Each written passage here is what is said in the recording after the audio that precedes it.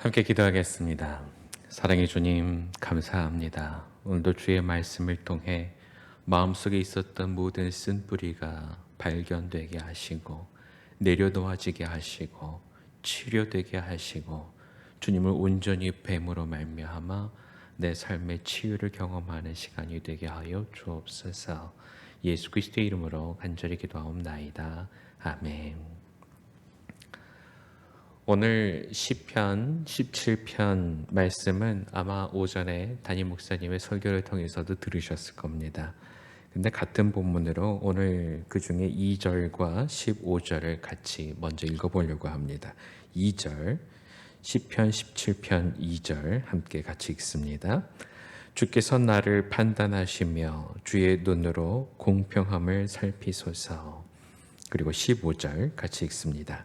나는 의로운 중에 주의 얼굴을 배우리니 깰 때에 주의 형상으로 만족하리이다. 아멘. 때때로 시편을 통해서 다윗의 심정을 헤아리다가 보면 과연 그가 무슨 이야기를 하려고 하는 것인가를 골똘히 생각해 보게 됩니다. 많은 그의 시편 중에 악인과 의인을 이야기하는데 그 악인이 과연 누군지 살펴보게 되거든요.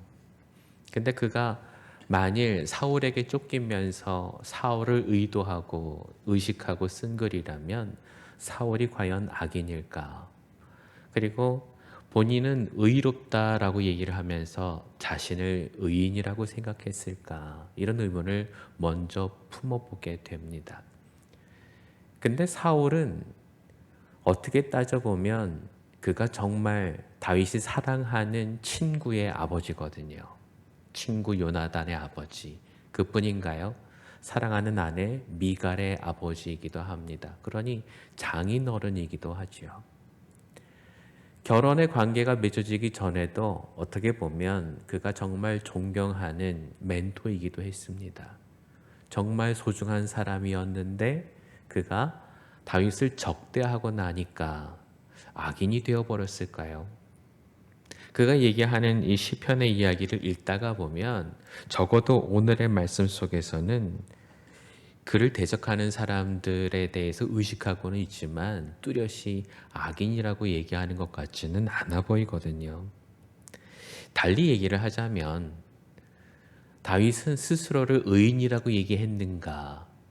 그게 아닐 수도 있다라는 생각을 해보게 되었습니다. 1절, 2절 한번 같이 읽어보면요. 여호와여 의의 호소를 들으소서. 나의 울부짖음에 주의하소서. 거짓되지 아니한 입술에서 나오는 나의 기도에 귀를 기울이소서. 주께서 나를 판단하시며 주의 눈으로 공평함을 살피소서. 지금 다윗이 얘기하고 있는 것은 내가 하나님 앞에 아뢰고 있는 이 기도가 진실한지 판단해 달라는 겁니다.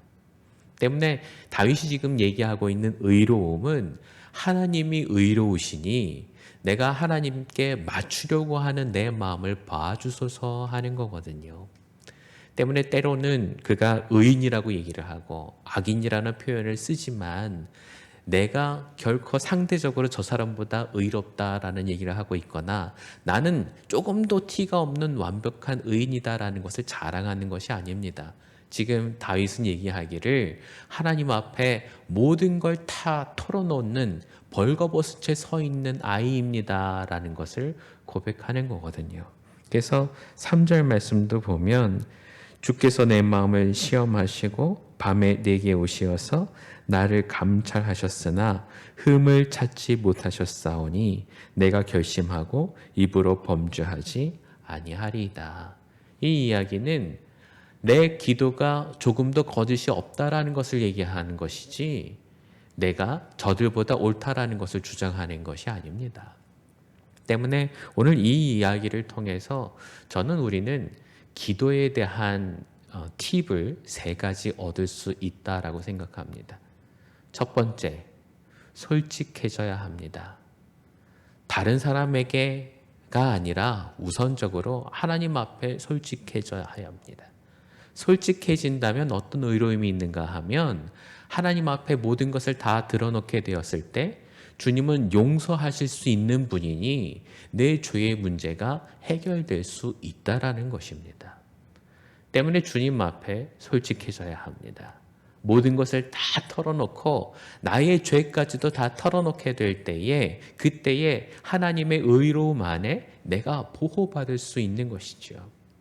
세상적으로도 그런 이치는 따져볼 수가 있습니다. 암만 죄를 지은 죄인이라고 할지라도 경찰서에 들어가서 저 이런 죄를 졌습니다 라고 자백하고 나면 적어도 법의 테두리 안에서 보호를 받습니다. 때문에 주님 안에서도 마찬가지지요. 내 죄를 고백한 다음에는 하나님께서 그것을 책임져 주시는 것을 믿으셔야 합니다. 이게 우리가 기도해야 되는 가장 큰 이유가 아닐까요? 두 번째는 내가 주님 앞에 다 털어놓았다면 그 모든 판단은 하나님께서 하실 것을 믿어야 합니다. 털어놓았으니 자 이제 용서해 주세요. 이제는 털어놓았으니 내가 탕감받아야 될 거 아닌가요? 라고 우겨서는 안 된다라는 거죠. 그 모든 권위는 하나님께 있습니다.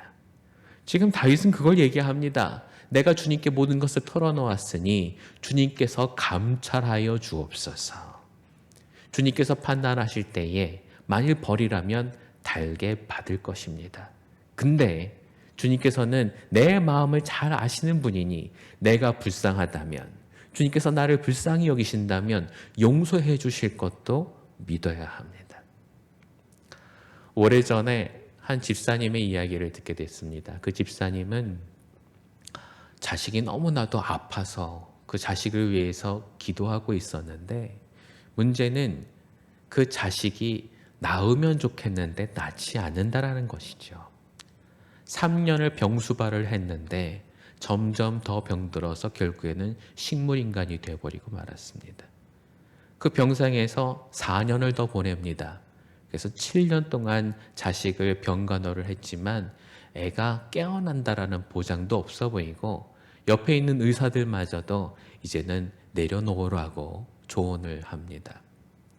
하나님 앞에 매달려서 기도합니다. 주여, 내가 주님 앞에 그동안 죄를 회개했었던 적이 얼마나 많아서 이제는 더 이상 내 속에 있는 죄를 들여다볼 수 없을 정도로 깨끗하여진 것 같은데 아직까지도 나를 용서하지 않으시고 내 자식을 구원해 주지 않으시는 이유가 무엇입니까?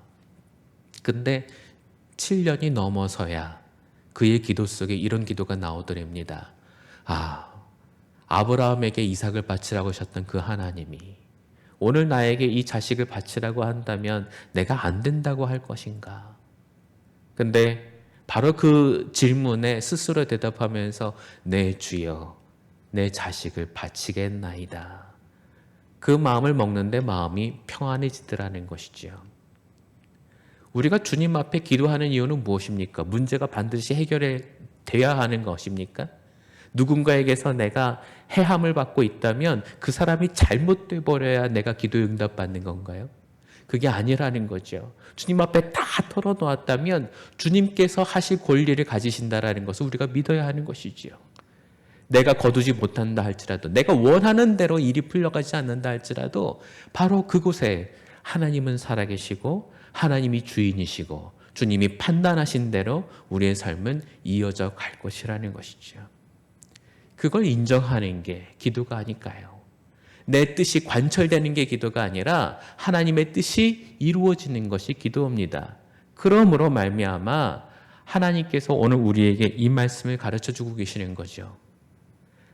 다윗이 대적하고 있는 그 사람들은 모든 하는 일이 잘 된답니다. 오늘 말씀의 14절까지의 말씀을 읽어보면 그들의 분깃을 자손에게까지 대대로 이어질 만큼 모든 삶이 늘 평화롭게 살았고 잘 되는 것처럼 보인다라는 거죠. 하지만 오늘 다윗은 마지막에 이렇게 기도합니다. 15절 보시면 나는 의로운 중에 주의 얼굴을 배우리니 깰 때에 주의 형상으로 만족하리이다. 아멘. 주께서 내 뜻대로 이루어지게 해주셔서 감사하는 것이 아니라 하나님이 의로운 분이시고 그분 안에 내가 있다라는 것만으로도 행복해 하겠다라는 거죠. 여러분, 오늘 우리가 하나님을 믿는 이유가 무엇입니까? 그것은 주님이 의로운 분이라는 걸 믿기 때문이 아닐까요? 그분의 아들께서도 우리를 위해서 목숨을 내던지실 때 이렇게 기도하십니다. 아버지여, 내 뜻대로 마시고 주의 뜻대로 하옵소서. 버겁고 무거운 잔이 옮겨지기를 기도하셨지만 그 기도가 인간적인 예수님의 뜻대로 되는 것이 아니라 하나님의 뜻대로 되기를 기도하셨고 그대로 순종하십니다. 오늘 우리가 가야 하는 길은 어떤 길일까요?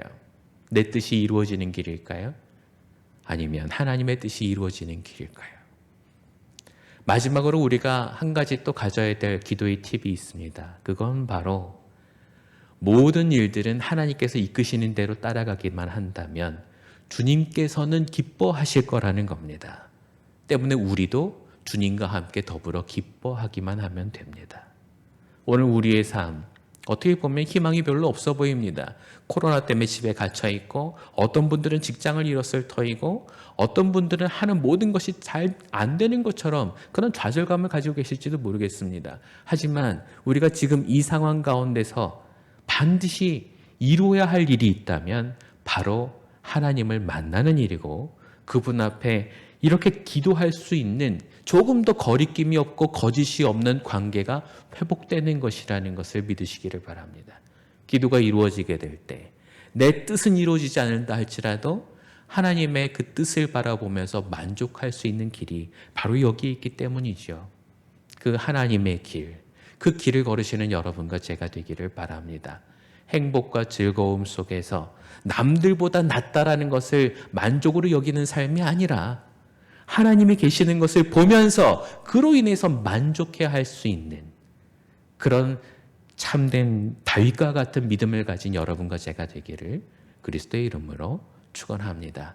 때문에 저는 오늘 이 설교의 제목처럼 우리 모두에게 누구에게나 주님이 필요하다는 것을 말씀드리고 싶습니다. 오늘 가장 어렵고 힘든 자리에서 낭망하고 계시는 바로 여러분에게 주님이 필요합니다. 일이 해결되기 위해서가 아니라 그분이 없이는 살아갈 수 없기 때문입니다. 요한복음 15장 5절에 주님께서는 이렇게 얘기를 하십니다.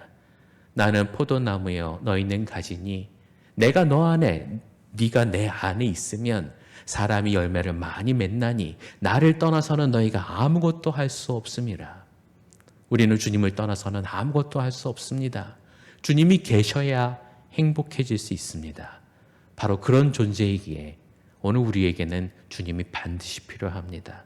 주님과 함께 행복해지실 수 있는 여러분과 제가 되길 그리스도의 이름으로 축원합니다. 기도하겠습니다.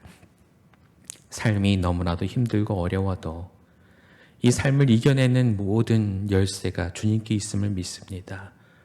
주님이 우리의 참 주인이시기에 이 어려움을 이겨내고 하나님을 온전히 만나게 하시며 그 만남 속에 회복과 위로를 얻을 수 있게 하여 주옵소서. 오늘 우리를 축복하사 함께 하여 주시고 우리를 혼자 두지 마시고 주님 함께 계셔 주시옵소서. 예수님의 이름으로 기도합니다. 아멘.